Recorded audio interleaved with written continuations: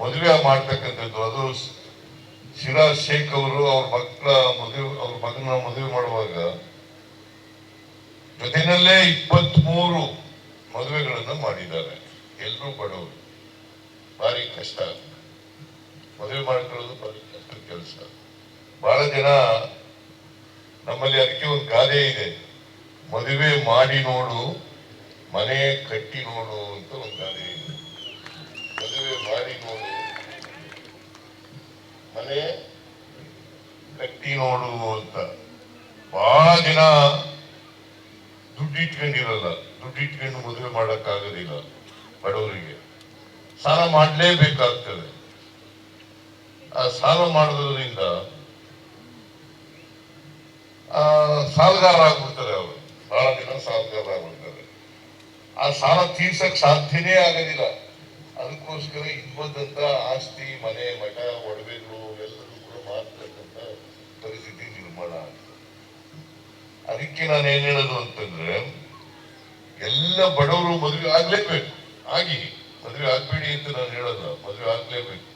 ಆದರೆ ಸರಳವಾಗಿ ಮದುವೆ ಆಗ್ತಕ್ಕಂಥದನ್ನ ನೀವು ಮಾಡ್ಕೋಬೇಕು. ಸರಳ ಮದುವೆಗಳನ್ನ ಮಾಡ್ಕೋಬೇಕು. ಈಗ ನಮ್ಮಲ್ಲಿ ಇನ್ನೊಂದು ಗಾದೆ ಇದೆ, ಏನ್ ಗೊತ್ತಾ? ಪಕ್ಕದ ಮನೆಯವಳು ಓಲೆ ಹಾಕಂತಿದ್ದಾಳೆ ಅಂದ್ರೆ ನಾ ಕಿವಿ ಕಿತ್ಕೊಳಕ್ಕಾಗಲ್ವಲ್ಲ. ಓಲೆ ಹಾಕೊಳಕ್ಕಾದ್ರೆ ಓಲೆ ಹಾಕಬೇಕು. ಓಲೆ ಹಾಕೊಳಕ್ಕಾಗ್ಲಿಲ್ಲ ಅಂದ್ರೆ ಬರೀ ಕಿವಿನಲ್ಲಾದ್ರೂ ಇರ್ಬೇಕು. ಇದು ಬೆಂಡು, ನಮ್ ಕಡೆ ಬೆಂಡ್ ಅಂತ ಬೆಂಡ್ ಹಾಕತ್ತಲ್ಲ, ಬೆಣ್ಣಾರು ಹಾಕಬೇಕು. ಹಾಗಂತೇಳಿ ಕಿವಿ ಕಿತ್ಕೊಳಕ್ಕಾಗತ್ತ? ಕಿವಿ ಕಿತ್ಕೊಳಕ್ಕಾಗಲ್ಲ. ಅದಕ್ಕೋಸ್ಕರ ಕಿವಿ ಕಿತ್ಕೊಳ್ಳದಂತೆ ನಾವೆಲ್ಲ ಬದುಕ್ಬೇಕು. ನಾವೆಲ್ಲ ಮನುಷ್ಯರಾಗಿ ಬದುಕ್ಬೇಕಲ್ಲ. ನಾವೆಲ್ಲ ಮನುಷ್ಯರಾಗಿ ಬದುಕ್ತಕ್ಕಂಥ ಸಮಾಜದಲ್ಲಿ ಬದಲಾವಣೆ ಆಗ್ಬೇಕಲ್ಲ. ಬಡವರಾಗಿದ್ದವರು ಬಡವರಾಗೇ ಇರ್ಬೇಕಾ? ಬಡವರಾಗಿ ಹುಟ್ಟಿದವರು ಬಡವರಾಗೇ ಸಾಯ್ಬೇಕಾ? ಅವರು ಕೂಡ ಶ್ರೀಮಂತರಾಗ್ಲಿಕ್ಕೆ ಅವಕಾಶಗಳಿದ್ದಾವೆ. ಒಂದ್ ಜಾತಿನಲ್ಲಿ ಹುಟ್ಟಿದ್ರೆ ಆ ಜಾತಿನಲ್ಲಿ ಸಾಯ್ಬೇಕಾ? ಈಗ ಸ್ವಾಮೀಜಿಗಳೆಲ್ಲ ಇದ್ದಾರೆ, ಅವರು ಧರ್ಮ ಬೋಧನೆ ಮಾಡ್ತಾರೆ. ಆ ಬದುಕಿಗೆ ಹೇಗೆ ಮಾರ್ಗದರ್ಶನ, ಬದುಕಬೇಕಾದ್ರೆ ಏನ್ ಮಾಡ್ಬೇಕು ಅಂತಕ್ಕಂಥದ್ದು ಮಾರ್ಗದರ್ಶನ ಮಾಡ್ತಾರೆ. ಈಗ ನಾವು ಯಾವುದೋ ಆಕಸ್ಮಿಕವಾಗಿ ಜಾತಿ ವ್ಯವಸ್ಥೆ ಇರೋದ್ರಿಂದ ಯಾವುದೋ ಧರ್ಮದಲ್ಲಿ ಯಾವುದೋ ಜಾತಿನಲ್ಲಿ ಹುಡ್ತೀವಿ. ಈಗ ಇವರು ಮುಸ್ಲಿಂ ಜಾತಿನಲ್ಲಿ ಹುಟ್ಟಿದ್ದಾರೆ, ನಾನು ಹಿಂದೂ ಜಾತಿನಲ್ಲಿ ಹುಟ್ಟಿದ್ದೀನಿ. ಹಾಗಂತೇಳಿ ನಾನು ಹಿಂದೂವಾಗಿ ಸಾಯ್ಬೇಕು, ಮುಸ್ಲಿಮಾಗಿ ಸಾಯ್ಬೇಕು ಅಂತ ಏನಿಲ್ಲ. ಅಥವಾ ಮುಸಲ್ಮಾನಾಗೇ ಇರ್ಬೇಕು, ಜೀವನ ಮಾಡ್ಬೇಕು ಅಂತೇನಿಲ್ಲ. ಹಿಂದುವಾಗೇ ಜೀವನ ಮಾಡಬೇಕು ಅಂತೇನಿಲ್ಲ. ಸೆಕ್ಯುಲರಿಸಂ, ನಾವು ಅದಕ್ಕೆ ನಮ್ಮ ಕಾನ್ಸ್ಟಿಟ್ಯೂಷನ್ ಅಲ್ಲಿ ಬಹಳ ಸ್ಪಷ್ಟವಾಗಿ ಬಾಬಾ ಸಾಹೇಬ್ ಅಂಬೇಡ್ಕರ್ ಅವರು ಹೇಳಿರ್ತಕ್ಕಂಥದ್ದು, ಸೆಕ್ಯುಲರ್ ಆಗಿರ್ಬೇಕು, ಈ ರಾಷ್ಟ್ರ ಸೆಕ್ಯುಲರ್ ಸ್ಟೇಟ್ ಆಗ್ಬೇಕು ಅಂತ ಹೇಳಿದ್ದಾರೆ. ಸೆಕ್ಯುಲರ್ ಸ್ಟೇಟ್ ಆಗ್ಬೇಕು ಅಂತ ಹೇಳಿದ್ದಾರೆ. ಜಾತಿ ಹೋಗ್ಬೇಕು. ಬಸವಣ್ಣ ಏನ್ ಹೇಳಿದ್ರು ಸ್ವಾಮೀಜಿ?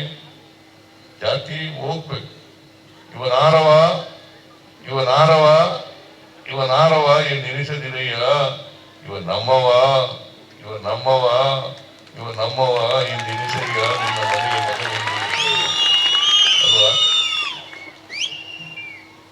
ನಾವೆಲ್ಲ ಬಸವಣ್ಣವರನ್ನ ಗೌರವಿಸ್ತೀವಿ. ಬಸವಣ್ಣವರು ಹೇಳಿದಂತ ವಿಚಾರಗಳನ್ನ ಪಾಲನೆ ಮಾಡ್ತಕ್ಕಂಥ ಪ್ರಯತ್ನವನ್ನು ಮಾಡ್ತೀವಿ. ಅವ್ರು ಪಾಲನೆ ಮಾಡೋದು ಅಂತಂದ್ರೆ ನಾವು ಎಲ್ಲ ಜಾತಿಯನ್ನ ಬಿಡಬೇಕು. ಎಲ್ಲರೂ ಕೂಡ ಜಾತಿ ಬಿಡ್ಬೇಕು. ಜಾತಿ ಬಿಡದೆ ಹೋದ್ರೆ ಹೆಂಗೆ ಜಾತಿ ಹೋಗ್ತದೆ? ಜಾತಿ ಬಿಡ್ಬೇಕಲ್ಲಪ್ಪ.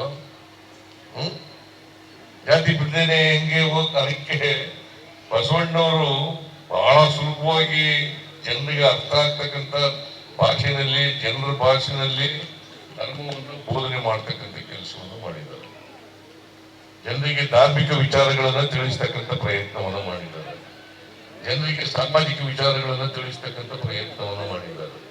ಅದಕ್ಕೆ ನಮ್ಮ ಸರ್ಕಾರ ಬಸವಣ್ಣ ಸಾಂಸ್ಕೃತಿಕ ನಾಯಕ ಅಂತ ಮಾಡಿರ್ತಕ್ಕಂಥ, ಬಸವಣ್ಣನವರನ್ನ ಸಾಂಸ್ಕೃತಿಕ ನಾಯಕ ಅಂತೇಳಿ ಮಾಡಿದ್ದೀವಿ.